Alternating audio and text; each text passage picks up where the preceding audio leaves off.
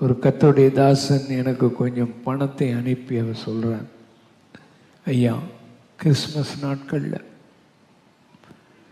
ரோடுகளில் இருக்கிற மக்களுக்கு,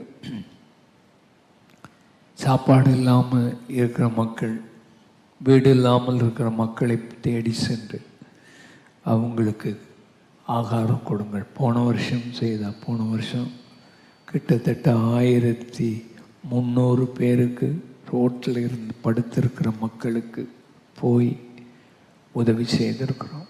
கொரோனா காலத்தில் 2-3 பாஸ்டர்ஸ் தங்களுடைய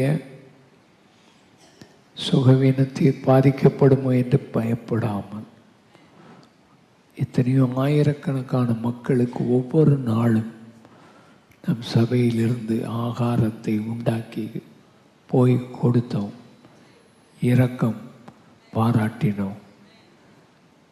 ஆண்டவர் அப்படிப்பட்ட சூழ்நிலையில் வெளியே போய் தைரியமாக போய் கொடுத்த ஊழியர்கள் நம்முடைய சபையில் உண்டு.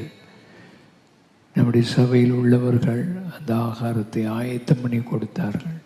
இப்படி ஆண்டவர் மக்களுக்கு இரக்கம் செய்ய, உதவி செய்ய கர்த்தர் கிருபை தந்திருக்கிறார்.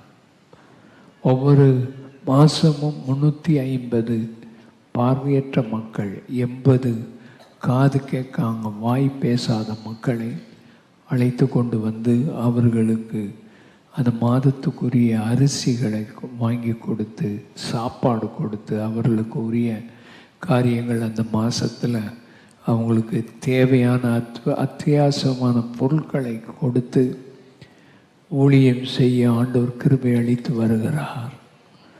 ஆண்டவர் ஆச்சரியமாக காரியத்தை செய்கிறார். கண் தெரியாத மக்களுக்கு 1-2 பேருக்கு வீடுகளை கட்டி கொடுத்து அவர்களுக்கு உதவி செய்ய ஆண்டவர் கிருபை அளிக்கிறார்.